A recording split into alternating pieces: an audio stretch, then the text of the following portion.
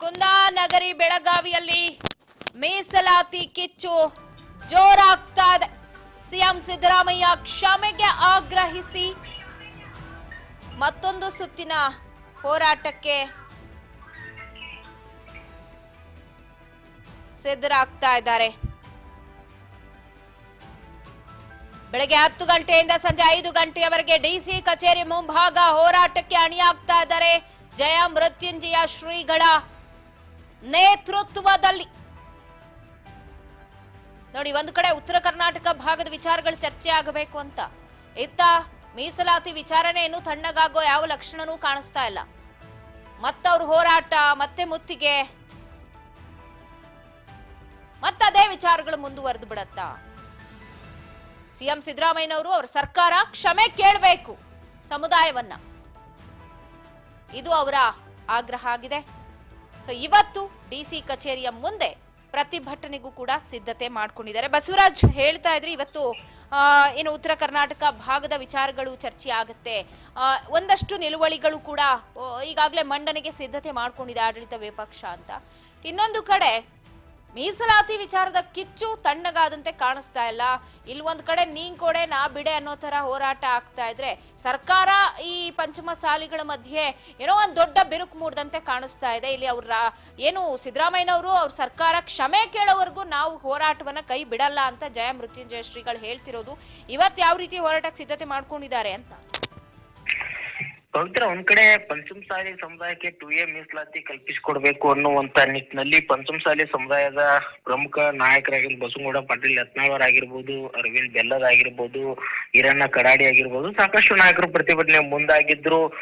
ಜಯ ಮೃತ್ಯುಂಜಯ ಸ್ವಾಮೀಜಿ ನೇತೃತ್ವದಲ್ಲಿ ಕೂಡ ನಡೀತಾ ಇತ್ತು. ಆದ್ರೆ ಅಲ್ಲಿ ಆ ಒಂದು ಸಂದರ್ಭದಲ್ಲಿ ಏನು ಲಾಠಿ ಚಾರ್ಜ್ ಆಗಿರ್ತಕ್ಕಂಥದ್ದು ಪರಿಸ್ಥಿತಿ, ಸಾಕಷ್ಟು ಉದ್ವಿಗ್ನದ ಪರಿಸ್ಥಿತಿ ಉಂಟಾಯ್ತು. ಪೊಲೀಸರ ನಡುವೆ ಮತ್ತೆ ಹೋರಾಟಗಾರರ ನಡುವೆ ಮಾರಾಮಾರಿ ಕೂಡ ನಡೀತು. ಒಂದ್ ಕಡೆ ದೊಡ್ಡ ಮಟ್ಟದಲ್ಲಿ ಅದು ಗಲಾಟೆ ಕೂಡ ಸೃಷ್ಟಿ ಆಯ್ತು. ಹಾಗಾಗಿ ಇದೆಲ್ಲ ಒಂದ್ ಕಡೆ ಪಂಚಮಸಾಲಿ ಸಮುದಾಯದ ಹೋರಾಟವನ್ನು ಹತ್ತಿಕ್ಕುವಂತ ಪ್ರಯತ್ನಕ್ಕೆ ರಾಜ್ಯ ಸರ್ಕಾರ ಮುಂದಾಗ್ತಾ ಇದೆ. ಇದನ್ನ ನಾವು ಖಂಡಿಸ್ತೀವಿ.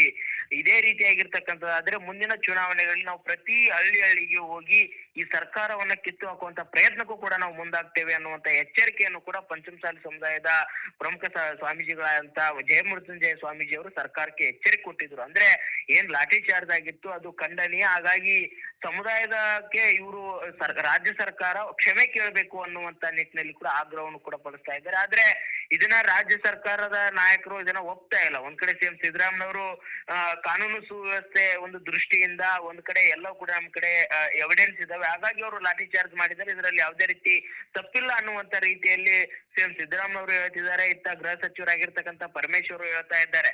ಆದ್ರೆ ಒಂದ್ ಕಡೆ ಏನು ಜಯ ಮೃತ್ಯುಂಜಯ ಸ್ವಾಮೀಜಿ ಅವರು ಮಾತ್ರ ಏನು ಈ ಲಾಠಿ ಚಾರ್ಜ್ ಅವಶ್ಯಕತೆನೇ ಇರ್ಲಿಲ್ಲ, ಇದು ಪೂರ್ವ ನಿಯೋಜಿತವಾಗಿರ್ತಕ್ಕಂಥದ್ದು, ಮತ್ತೆ ಎಲ್ಲೋ ಒಂದ್ ಕಡೆ ಒಂದು ಬಣ ಇದು ಮಾಡ್ಸಿರ್ತಕ್ಕಂಥದ್ದು, ಮತ್ತೆ ರಾಜ್ಯ ಸರ್ಕಾರ ನಮ್ಮ ಹೋರಾಟವನ್ನ ಹತ್ತಿಕ್ಕುವಂತ ಪ್ರಯತ್ನ ಮಾಡ್ತಾ. ಆದ್ರೆ ನಾವು ಯಾವುದೇ ಕಾರಣಕ್ಕೂ ಕೂಡ ಈ ಮೀಸಲಾತಿ ಹೋರಾಟವನ್ನ ಕೈ ಬಿಡುವುದಿಲ್ಲ. ರಾಜ್ಯ ಸರ್ಕಾರ ಕೊಡ್ಬೇಕು ಇಲ್ಲ ಕೊಡಲ್ಲ ಅಂತ ಆದ್ರೂ ನಿರ್ದಾಕ್ಷಿಣ್ಯವಾಗಿ ಆದ್ರೂ ಹೇಳ್ಬೇಕು.